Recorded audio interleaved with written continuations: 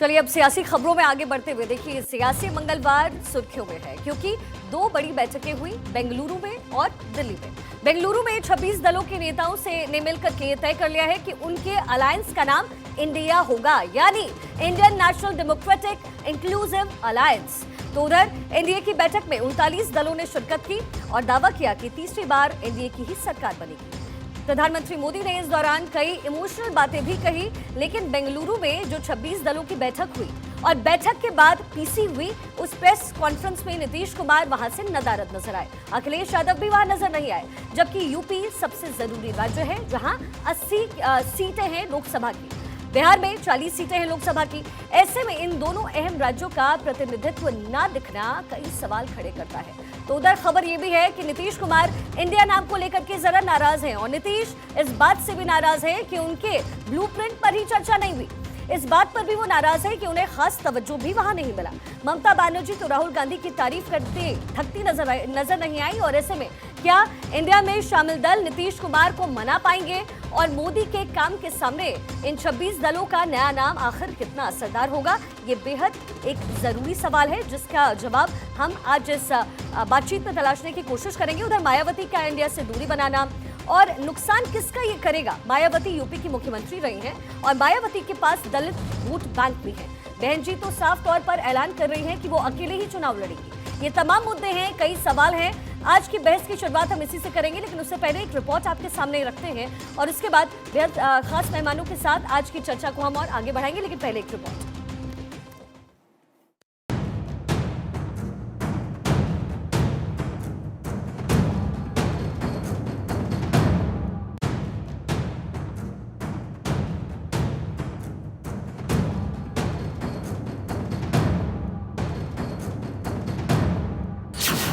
बजी महासमर की घंटी, मोदी ने दी जीत की गारंटी। सबको साथ तो लाओगे, नेता किसे बनाओगे? नाम पर ही नाराज, ऐसे कैसे रहेंगे साथ? दावे हैं कि बात बनी, इंडिया के दलों में अभी से ठानी। मंगलवार को नामकरण, आज इंडिया पर रण। 2024 के चुनावी महासागर में अभी वक्त है, लेकिन सियासी दलों की तैयारियां बता रही हैं कि वो इलेक्शन मोड में आ चुके हैं। मंगलवार को बेंगलुरु में मोदी विरोधी जुटे तो दिल्ली में एनडीए ने बैठक की। बेंगलुरु में हुई बैठक में ये तो तय हुआ कि 26 दलों के गठबंधन का नाम इंडिया होगा। इंडिया यानी I for Indian, N for national, D for developmental, I for inclusive, A for alliance. नाम तो तय हो गया, लेकिन फेस पर रेस अभी बाकी है। इसी बैठक में तय हुआ कि 11 लोगों की समन्वय समिति बनेगी और अगली बैठक मुंबई में होगी। उधर एनडीए की भी बैठक हुई, जिसमें 38 दलों ने पीएम मोदी पर भरोसा किया और दावा किया कि 2024 में तीसरी बार एनडीए की सरकार बनेगी। विपक्षी दलों की बैठक में मल्लिकार्जुन खड़गे ने कहा कि हमारे बीच मतभेद हो सकते हैं, लेकिन हम देश को बचाने के लिए साथ आए हैं। तो वहीं खबरें ऐसी भी हैं कि नाम को लेकर नीतीश कुमार नाराज हैं, उन्हें इंडिया नाम रास नहीं आ रहा है। वहीं एनडीए की बैठक में पीएम मोदी के निशाने पर विपक्ष की मीटिंग रही। एनडीए की मीटिंग के दौरान पीएम मोदी ने अपने सहयोगियों से दिल छू लेने वाली बातें कही।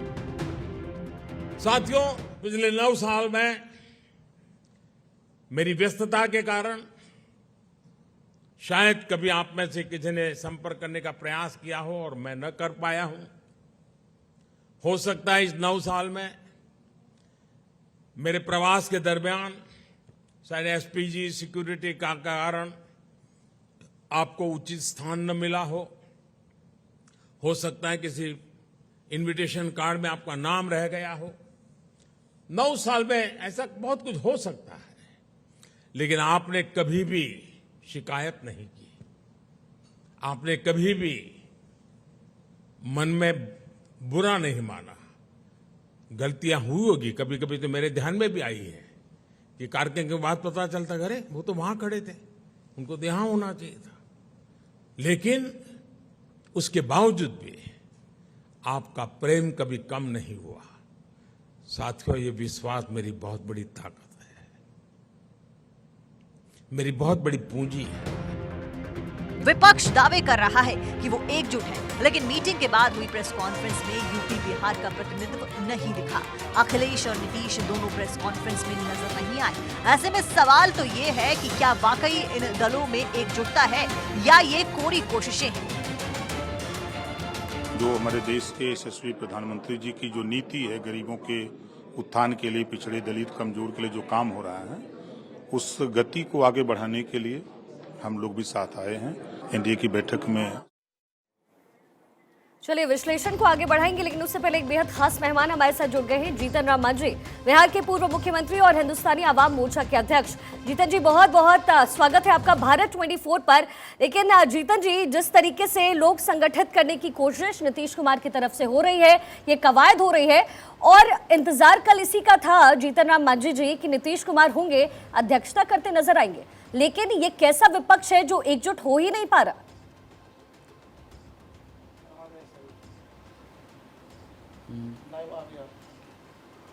देखिए, हम तो बिहार से आते हैं, नीतीश कुमार भी बिहार से हैं। उनके साथ बहुत दिनों तक काम करने का मौका मिला है और उन्हीं के साथ रहते रहते एनडीए से महागठबंधन, महागठबंधन से एनडीए, एनडीए से फिर महागठबंधन में आते जाते रहे। और उनके काम के बारे में हम यही कहना चाहते हैं कि 2005 और 2010 के बीच में नीतीश कुमार का काम सराहनीय रहा है, और उसके बाद पता नहीं उनको सुसुंदर छू गया है क्या है कि जो भी जनहित की बात है उससे उनको कोई सरोकार नहीं रहा है।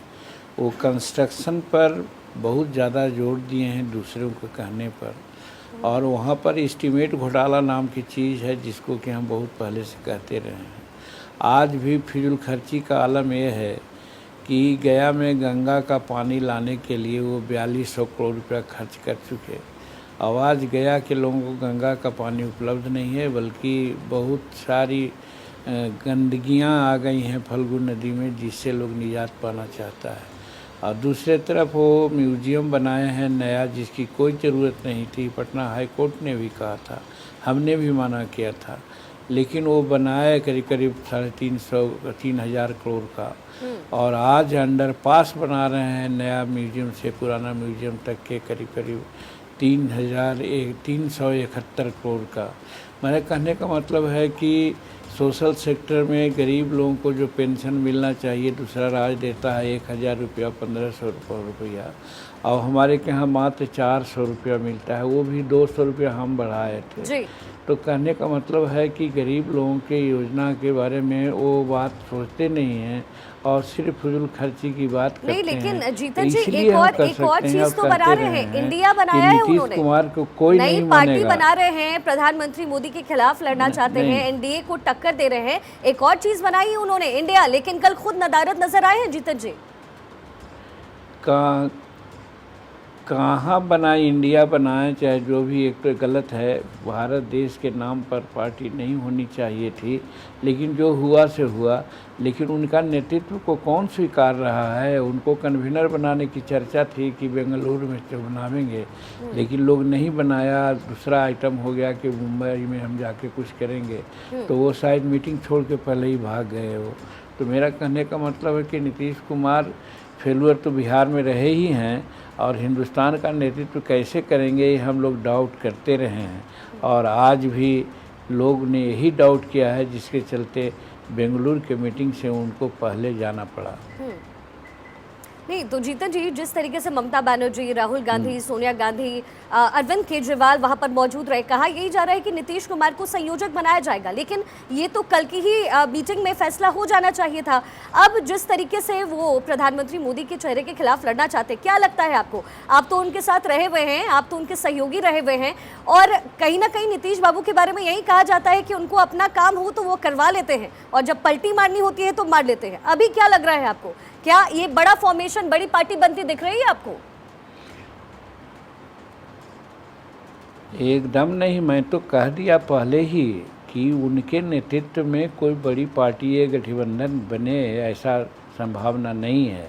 और यही कारण है कि बेंगलुरु में लोग इनके नेतृत्व को मानने से मना कर दिया और वहाँ पर ये चाहते थे कि कन्वेनरशिप का डिक्लेरेशन हो, लेकिन डिक्लेरेशन नहीं हुआ और वही क्षुब्ध होकर के चले आए हैं।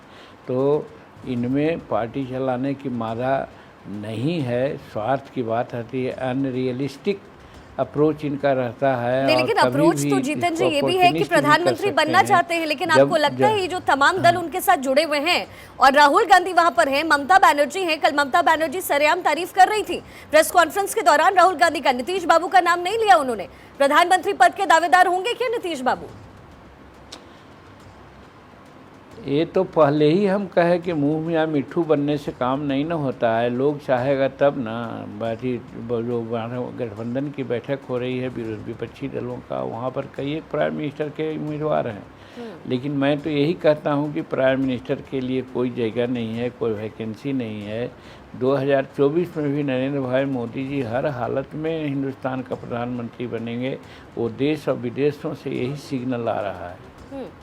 नहीं, लेकिन बिहार में क्या स्थिति है जीतन जी नीतीश कुमार की? क्योंकि कहा यही जा रहा है कि तेजस्वी हटाना चाह रहे थे नीतीश कुमार को, तो उनको नेशनल इसके टुवर्ड्स फेंक दिया, उनको आगे की तरफ बढ़ा दिया कि भाई साहब आप 2024 देखिए, हम बिहार का विधानसभा देख लेंगे। यही बात है क्या? अंदर खाने की खबर यही है क्या, आप मानते हैं? अंदर खाने की तो यही स्थिति थी कि 2023 में किसी भी हालत में तेजस्वी को मुख्यमंत्री वो बनाएंगे, लेकिन हम लोग उनको नज़दीक से जानते हैं, किसी को मुख्यमंत्री नहीं बनाएंगे, इसी तरह से टालते रहेंगे 2025 तक। जब चुनाव होगा तो उस समय जो परिस्थिति आएगी देखा जाएगा, लेकिन अपने रहते मुख्यमंत्री वो किसी को मुख्यमंत्री बनाने वाले नहीं हैं, ऐसा मैं जानता हूँ उनको व्यक्तिगत। एनडीए की भी बैठक हुई है जीतन जी कल, और 39 दल साथ थे प्रधानमंत्री मोदी के साथ, अमित शाह और जेपी नड्डा वहां पर उस मीटिंग का हिस्सा थे, 39 दल। लेकिन विपक्षी पार्टियों की तरफ से, नीतीश कुमार की तरफ से, खड़गे जी की तरफ से कहा जा रहा था कि शक्ति प्रदर्शन करने की जरूरत भाजपा को आखिर क्यों पड़ रही है, अगर वो इतना ज्यादा तय है कि हम 350 से ज्यादा सीट लाएंगे। अब अगर आप इस विपक्षी गठबंधन को देखते हैं, दो सवाल है मेरे आपसे। पहला ये कि आपको लगता है कि 2024 तक गठबंधन जा पाएगा, और जाता है तो फिर कितनी सीटें मिलने वाली है इस इंडिया को, यानी जो विपक्षी दल एकजुट होकर के पार्टी बना रहे? देखिए, ये तो कोई कहता है कि मैं ऐसा करूंगा, लेकिन एनडीए के जो मुख्य हैं नरेंद्र मोदी जी प्रधानमंत्री, आज भी वो स्थिति में हैं कि उनकी पार्टी भाजपा है, वो स्वयं की सरकार बनाने में सक्षम है, लेकिन फिर उन्होंने अपने गठबंधन में रहे लोगों को क्यों मंत्रिमंडल में शामिल किया? इसका मतलब यही है कि वो सबको लेकर के चलने का विचार रखते हैं, विभिन्न क्षेत्रों का प्रतिनिधित्व, विभिन्न भाषाओं का प्रतिनिधित्व, विभिन्न तबके के लोगों का प्रतिनिधित्व को समाहित रूप में ले करके वो चलना चाहते हैं। इसीलिए बहुमत होते हुए भी वो गठबंधन में अपने साथियों को जगह दिया है। आज दूसरा कोई कह रहा है कि वो शक्ति प्रदर्शन नहीं है, वो प्रदर्शन इस बात की है कि सब लोग जो नए भी आ रहे हैं, पुराने भी लोग हैं, सबको उचित सम्मान के साथ एनडीए में गठबंधन में रखने का मादा नरेंद्र भाई मोदी जी को ही है, अमित शाह जी को ही है, जो ऐसा कर रहे हैं। और जो ऐसा कहते हैं कि शक्ति प्रदर्शन की बात है, तो वो कोई तर्क नहीं है। अगर लेकिन जीतन जी, मतलब ये जो विपक्षी पार्टी एकजुट हो रही है, फेल समझे आप ये कह रहे हैं कि ये चाहे कितना भी गठबंधन करे, ये फेल ही साबित होगा, 2024 तक पहुंच नहीं पाएंगे, नीतीश बाबू के ख्वाब अधूरे रह जाएंगे?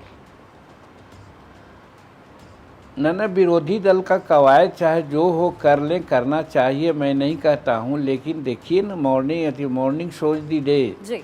जब शुरू में ही, जब पटना में भी उन्होंने वैसा किया तो महाराष्ट्र में टूट हुई, और पटना में जदयू में टूट हुई, आज बेंगलुरु में वहाँ किए, तो फिर किस प्रकार से उनको कन्वेनर नहीं बनाने की बात आई, तो कोशिश कर रहे हैं लेकिन हो नहीं पा रहा। क्या दिखलाता है? बहुत बहुत शुक्रिया हमारे साथ जुड़ने के लिए, माफ कीजिएगा मेरे पास समय की थोड़ी कमी है। हो नहीं रहा, असंभव है।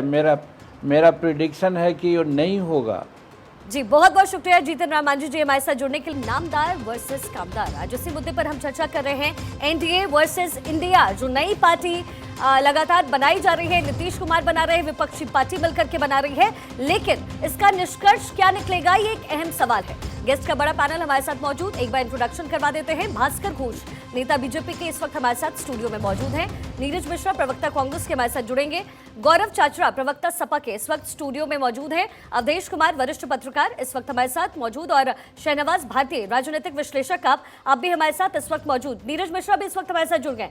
सबसे पहले भास्कर घोष, आपके पास आते हुए, प्रधानमंत्री मोदी कल एक मीटिंग करते हैं बिल्कुल उसी समय जब विपक्षी दल एकजुट होता है। खड़गे साहब कह रहे हैं कि डर नहीं है तो और क्या है, जोड़ने की कोशिश करने लगे। 39 दल का दावा कर रहे हैं, लेकिन इसकी जरूरत पड़ी क्यों? सबसे पहले आपसे इसका जवाब लेंगे, फिर मैं इंडिया पे आती हूँ। शिखा जी, ये तो पहले मैं कह रहा हूँ कि कल जो बैठक हुई वो एनडीए मतलब एक न्यू एनडीए है, जो न्यू इंडिया डेवलपमेंट अलायंस है, और इन्हीं का कल पहले प्रधानमंत्री इनका ये क्या अगवा किए, और प्रधानमंत्री इनके ऊपर बहुत साफ तरीके से बताया कि 2014 में जो एनडीए 38% में थे, 2019 में जो 45% आए, वो 2023 में कैसे हम 24 में कैसे हम 50% की तरफ बढ़ेंगे, इसी का एक रोड मैप आज कल हमारे प्रधानमंत्री ने स्थापित किया। और ये भी बोलें कि आज जो 26 दल बेंगलुरु में मीट कर रहे हैं, उनके ऊपर 20 लाख करोड़ का घोटाला का आरोप भी है, और वो सारे आरोपी इकट्ठा होकर के अपने आप को बचाव की कोशिश। तो एक तरफ अलायंस की बात कर रहे हैं, एनडीए मतलब new India alliance, new India development की अलायंस हो रही है, और वहाँ पे जो हो रहा है वो अपने आप को बचाने की एक अलायंस हो रही है। मूलभूत पे यही डिफरेंस है।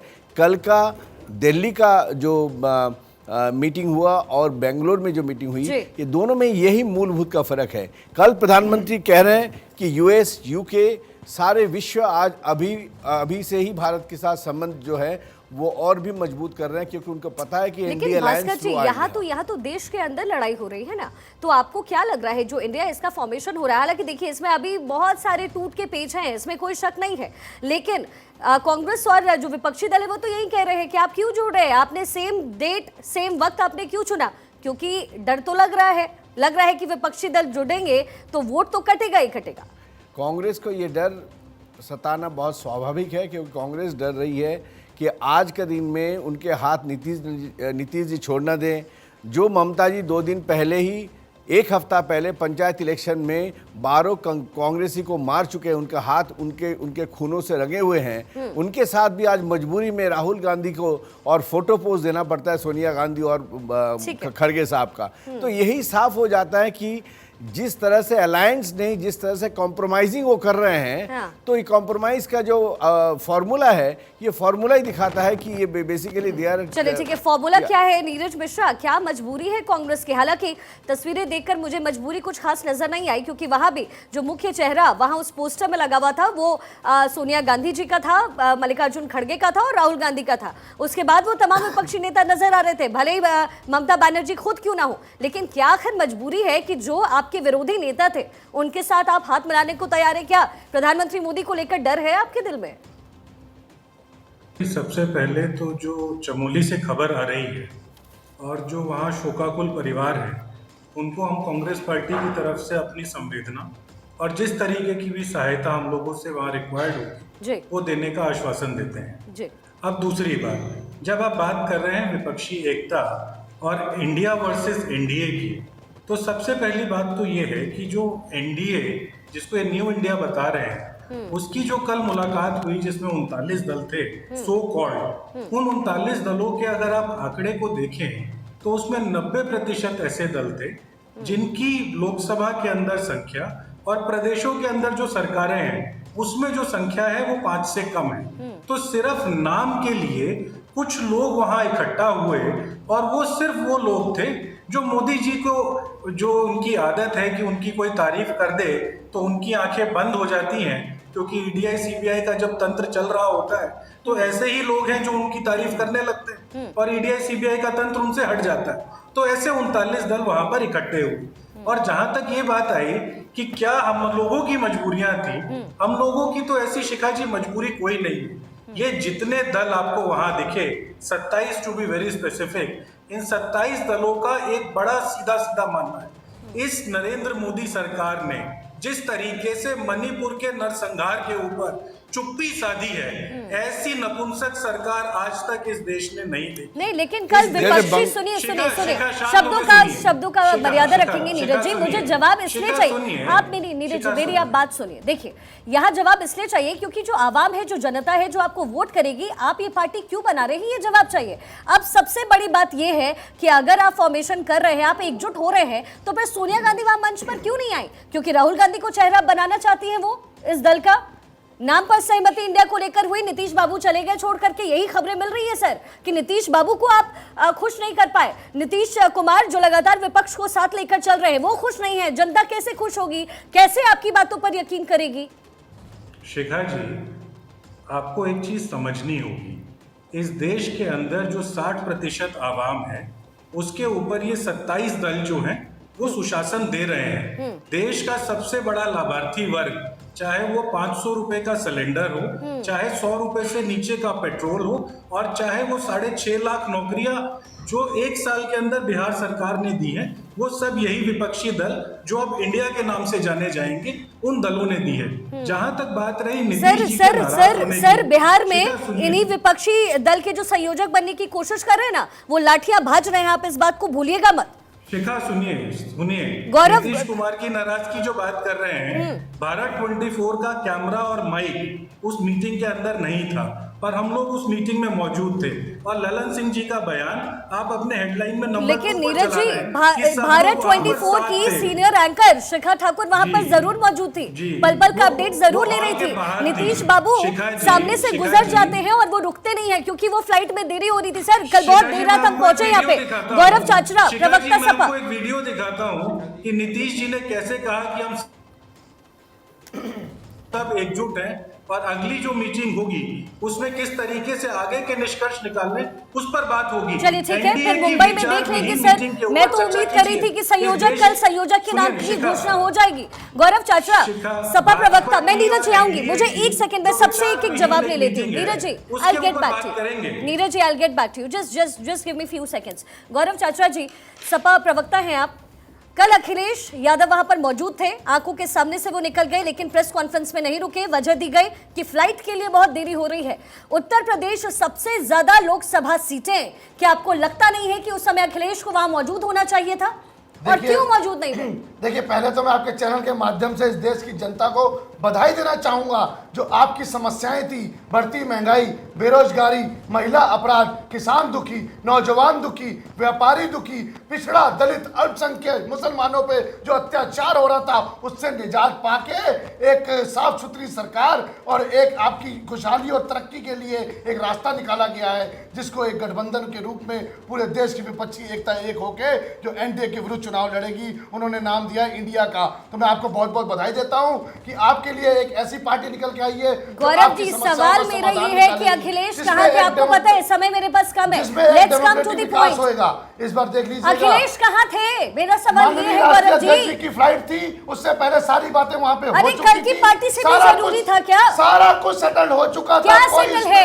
पार्टी के नाम को लेकर के ममता बनर्जी पूरे मंच पर कह रही है, राहुल गांधी की तारीफ कर रही है, अखिलेश यादव उत्तर प्रदेश के पूर्व मुख्यमंत्री है, सबसे ज्यादा सीटें हैं, कैसे जोड़ेंगे आप? सब एक है इस बार, इंडिया के साथ पीडीए मिलके एनडीए। चलिए पहले तो विपक्षी दल को आप एक कर लीजिए। मैं तो आपसे यही कहूंगी, शहनवाज भारती, राजनीतिक विश्लेषक। शहनवाज जी, बहुत संक्षिप्त में उत्तर चाहूंगी, कैसे देख रहे हैं आप ये जो नया फॉर्मेशन है इंडिया का? क्या लग रहा है, कर पाएंगे ये 2024 से पहले? कहीं टूट तो नहीं जाएंगे? देखिए, ऐसा है, ये बात सही है, जैसे भाजपा के प्रवक्ता ने भी कहा, अभी समाजवादी के साथी ने भी हमारे कहा, ये जो गठबंधन बना है ये मजबूरियों का गठबंधन है। ये तो सच है, सबको मालूम है ये, क्योंकि नरेंद्र मोदी जी को कोई भी अकेला व्यक्ति नहीं हरा सकता। पहले तो सच्चाई को स्वीकार करना पड़ेगा। दूसरी बात यह है कि भाजपा भी बहुत डरी हुई है, ऐसा नहीं है, भाजपा बहुत कंफर्ट जोन में है। समस्या भारतीय जनता पार्टी के साथ क्या, जो उनके प्रवक्ता बैठे हैं उन्होंने ऐसी बातें की, जो आपने सवाल किया कि क्या भारतीय जनता पार्टी डर रही है, तो उन्होंने कांग्रेस को डरा हुआ बता दिया। सच्चाई ये है कि भारतीय जनता पार्टी सच में डरी हुई है। ऐसी पार्टियां जिसका एक भी सांसद नहीं है, उसे प्रधानमंत्री जी गले लगा रहे हैं, तो ये समझ में आता है कि प्रधानमंत्री जी डरे हुए हैं, उनके साथ दिक्कत तो है। दूसरी समस्या जो है, भारतीय जनता पार्टी जो जमीनी मुद्दे उन पर बात नहीं करना चाहती। जैसे अभी देश के अंदर ही इतनी बड़ी समस्या चल रही है, बेरोजगारी। कौन खुश है एक्चुअली भारतीय जनता पार्टी से? लेकिन बेरोजगारी शनिवार से आज से चल रहा है क्या? यूनिफॉर्म सिविल कोड का मुद्दा लेकर के भारतीय जनता पार्टी आगे बढ़ रही है, लोग सपोर्ट कर रहे हैं। मैं एक बात रख देता हूं, ना तो बेरोजगारी का मुद्दे पे बात हो रही है, ना भ्रष्टाचार पे बात हो रही है, ना महंगाई पे कोई मुद्दा नहीं तो है। आपको क्या ये लगता गलत है बोल रहे जो ये हैं। बेरोजगारी विपक्षी नहीं, दल हमारा जो पार्टी मैनिफेस्टो बना देख रही है, लीजिए, successful हमारे होगी? भाषण शहनवाज- भोपाल में देख लीजिए। देखिए, शहनवाज- भाजपा के प्रवक्ता जब बोल रहे थे तो मैं नहीं बोल रहा था, मैं अपनी बात शहनवाज, रख मैं दूं। मेरा सवाल आपसे ये है, गलती आप गलत 2024 कर में रहे हो, मेरे उसको पास मैं समय सुधार कम दे है, रहा आप जानते हैं 2024 में सक्सेसफुल होते हुए नजर आ रहा है ये विपक्षी दल एकजुट रहेंगे? शहनवाज, मुझे लगता है काफी बड़ी टक्कर मिलने वाली है और एक बड़ा वर्ग जो है वो भाजपा से अलग हो रहा है। भाजपा का कोर वोटर टूटता नहीं है, लेकिन व्यापारी वर्ग बहुत नाराज है। ठीक है। एनसीआरबी का डाटा है, पिछले 5 साल में 50,000 ज्यादा लोगों ने कर्जे के कारण आत्महत्या की है। पिछले 1 वर्ष में 20,000 ज्यादा व्यापारियों ने आत्महत्या की है। कोई दिन ऐसा यानी नहीं आपको जाता। लग रहा है विपक्षी दल एकजुट हो जाएंगे? इससे- अवधेश कुमार, इससे वरिष्ठ देखिए, पत्रकार। इनका वोटर, एक मिनट, इनका वोट परसेंटेज क्या है? इनका वोट परसेंटेज 60 से ज्यादा है। हाँ। ये सीधी सी बात है। हाँ। अगर ये सीटों का सही अलाइनमेंट कर पाए तो मुझे लगता है बहुत बड़ी टक्कर मिलने वाली चलिए है। ठीक है, लेकिन वो भारतीय हो जनता पाएगा पार्टी नहीं को क्योंकि नुकसान। आपसे हाँ। टूट मैं नीतीश कुमार को और एक चीज जो अखिलेश यादव कांग्रेस को के प्रवक्ता ने कहा ना, शहनवाज में एक बस मिनट, बस बस कम एक है। बात, हम चर्चा करेंगे अगर इस पर। इंडिया बनाया तो अवधेश जी से कांग्रेस एक की जवाब जो दीजिए। राष्ट्रीय मतलब अभी संयोजक थी सोनिया जी, वो मदर इंडिया बनेंगी, ये तो सच है, ये श्योर हो गया। हाँ, वो मदर इंडिया वहां मुझे तस्वीरों में भी हाँ, नजर आ रहा था। क्योंकि वो दिख शहनवाज, रहा आपने नहीं देखा। अवधेश कुमार, वरिष्ठ पत्रकार। अवधेश जी, आकलन आपका क्या कह रहा है, क्या होने वाला है 2024 में? एनडीए वर्सेस इंडिया होगा या इंडिया, ये जो पार्टी वो बना रहे, देखिए नाम भी उन्होंने ऐसा लिया है कि आदमी अपने मुंह से बोल ना पाए, कोई हिंदुस्तानी ना बोल पाए, यही वजह है। क्या लग रहा है आपको, क्या आपका विश्लेषण? देखिए, 2024 का चुनाव इस मायने में तो 2014 और 2019 से अलग होगा, क्योंकि 2019 में इस प्रकार का कोई विपक्ष की राष्ट्रीय जो है समूह नहीं था। राज्यों में लोगों ने किया था, तो इस नाते तो थोड़ा अलग होना है। दूसरी स्थिति यह है कि इस समय देश में नरेंद्र मोदी के सत्ता में आने के बाद जो भाजपा ने हिंदुत्व और राष्ट्रवाद पर जो काम किए हैं, उसके विरुद्ध में देश और दुनिया में बड़ा समूह खड़ा हो गया है। तो उन सब की कोशिश है कि किसी प्रकार से ये सरकार जाए और भाजपा निष्प्रभावी हो। तो वो सारे राहुल गांधी जी की यात्रा में ताकत लगाए हुए थे, और इसके पीछे भी एक बड़ी ताकत है। जो भी नेता थोड़ा बाएं दाएं होना चाहते हैं, उनके पास वो पहुंचते हैं, समझाते हैं, संसाधन खर्च कर रहे हैं। तो इस नाते बीजेपी के पास चुनौती है। नहीं, लेकिन अवधेश जी, आपको ऐसा नहीं लगता कि वो मदर इंडिया वाला जो वो है, सोनिया गांधी का जो प्रेस कॉन्फ्रेंस मैं अपनी बात, लेकिन इसमें 3 ऐसी बातें हैं जो इन सब के बावजूद बताती है। जैसे सबसे पहला, पटना बैठक के बाद जो राकपा की टूट हुई है, तो वो बता दिया है नरेंद्र मोदी ने अपने तरीके से कि जो कुछ विपक्ष बता रहा है कि जमीन पर भाजपा के खिलाफ आक्रोश है, वो है नहीं। दूसरी स्थिति है 26 के समानांतर 38 दलों को इकट्ठा करके जिसके बारे में कह रहे हैं, नरेंद्र मोदी की नीति होती है कि सीधा आक्रमण करो। तो उन्होंने सामने रख के उसी दिन बैठक करके देश को दिया है कि दोनों में तुलना करिए, कि एक और के प्रेस कॉन्फ्रेंस में केवल नरेंद्र मोदी विरोधी बातें हो रही है, हम समन्वय समिति बनाएंगे, दूसरी ओर की बैठक में पूरा एक राष्ट्र का विजन किया गया काम है। तो इसमें भी विपक्ष पीछे पड़ता है। और तीसरी बात, सीताराम येचुरी जी ने वही कह दिया कि हम तो तृणमूल के साथ जाएंगे नहीं। आपने चर्चा कर दी कौन कौन लोग वहां प्रेस कॉन्फ्रेंस में रही चले गए, और इंडिया शब्द को लेकर के वहां व्यापक मतभेद था। रात भर ऑपरेशन हो रहा है, कोशिशें हो रही है, क्योंकि मूल बात यह थी। के साथ बहुत बहुत शुक्रिया आप सभी का हमारे साथ जुड़ने के लिए।